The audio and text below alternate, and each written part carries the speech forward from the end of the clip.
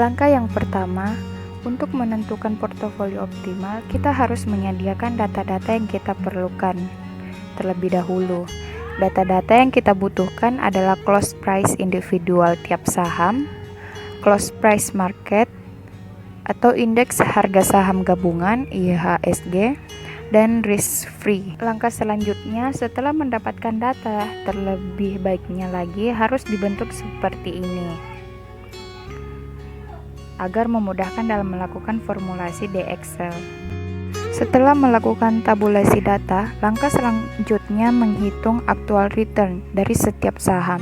Dapat diperoleh dari saham hari ini dikurang saham kemarin dibagi saham kemarin.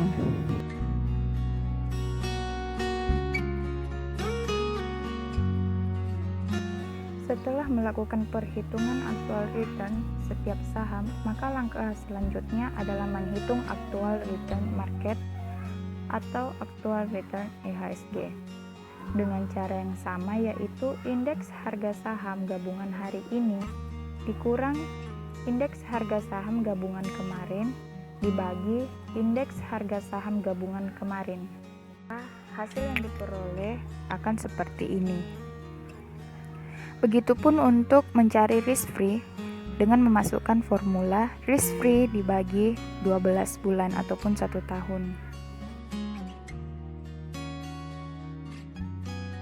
Setelah menghitung risk free, maka langkah selanjutnya adalah menghitung excess return ataupun kelebihan keuntungan jika berinvestasi. Untuk menghitung excess return, dapat digunakan formulasi actual return yang telah kita hitung sebelumnya dikurang actual return risk free. Saya kasih contoh, actual return agro dikurang actual return risk free, maka didapatkanlah excess return. Dan untuk saham yang lainnya pun caranya sama. Setelah menghitung excess return tiap saham, maka langkah selanjutnya yaitu menghitung excess return IHSG. Maka digunakan formulasi actual return IHSG dikurang actual return risk free, maka akan memperoleh excess return IHSG. Setelah menghitung excess return IHSG, maka langkah selanjutnya menghitung expected return individual dengan menggunakan rumus average atau rata-rata dari tiap saham tersebut.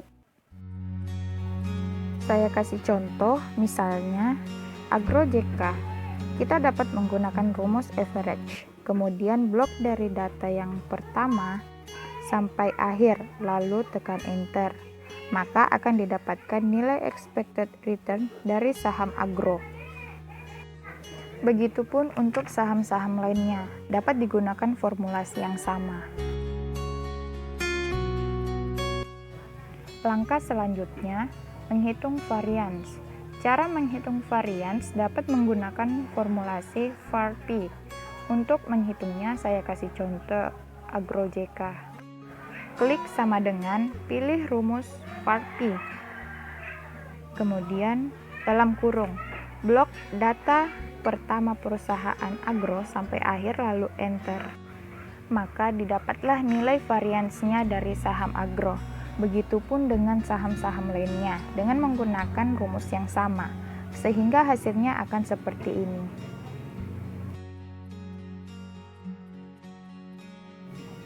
Setelah menghitung nilai varians, maka langkah selanjutnya menghitung alfa dan beta.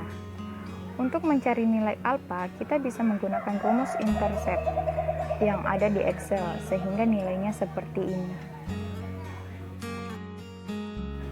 Dan untuk mencari nilai beta, kita dapat menggunakan rumus slope yang ada di Excel, sehingga hasilnya seperti ini. Untuk menghitung nilai unsystematic risk, dapat menggunakan formulasi sama dengan beta pangkat 2 dikali nilai variance market yang ini ditambah variance individual lalu enter. Maka hasilnya seperti ini.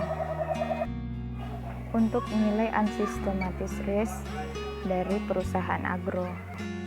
Untuk formulasi yang lainnya digunakan dengan rumus yang sama.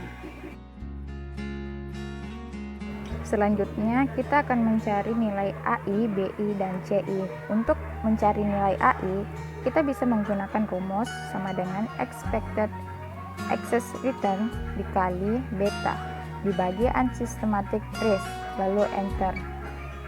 Sedangkan untuk mencari BI, kita dapat memasukkan rumus beta pangkat 2 dibagi unsystematic risk.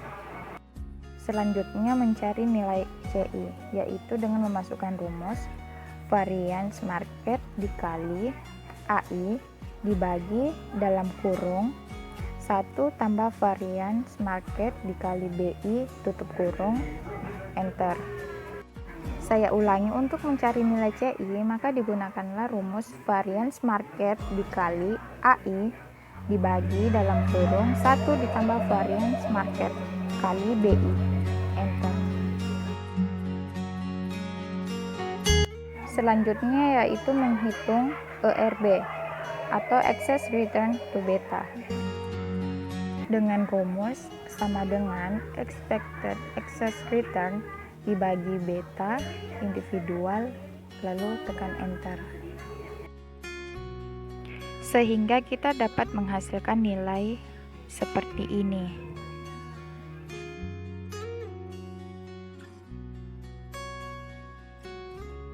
Data yang tertera sekarang ini adalah data yang telah kita cari sebelumnya, yaitu alpha, beta, unsystematic risk, ERB, dan CI.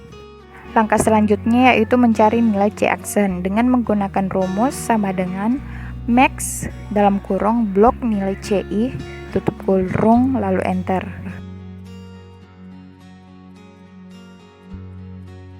Selanjutnya itu untuk mencari keputusan dengan menggunakan rumus if.